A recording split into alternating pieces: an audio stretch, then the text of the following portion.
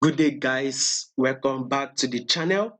Now, to those of you that are yet to subscribe, be it you are new to this channel and you have not yet subscribed, guys, do us a favor, click on the subscribe button, like, share, make your comments. We'd love to watch out for it. And also, if you are yet to follow us on Telegram, you will find the link to our Telegram channel in the comment section. So go to the comment section, follow us on Telegram because we'll be putting out 1 or 2 useful information for you there on Telegram.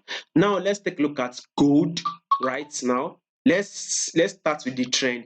We can see that this is an uptrend move on gold. Now take a look at this. This is the first higher highs here. This is an higher lows. This is a new higher highs that was formed, and this is an higher lows on gold. This is our new higher highs, and this is an higher lows. Guess what has happened now? We can see that at first markets came here, give us an equal highs, give us a pullback, and now it has formed a new higher highs, right?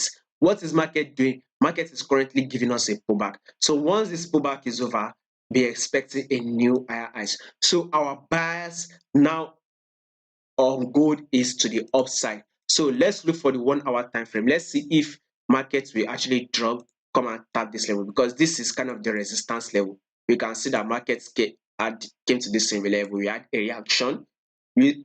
We also saw it came here, had a reaction, give us a pullback from this level, then broke out of it. What is market doing after it breaks out of it?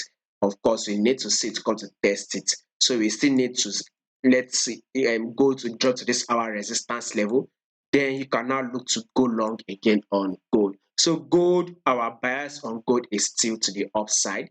It is still a bullish move for us. Now, do not forget to follow us on Telegram, guys. You will find the link in the comment section.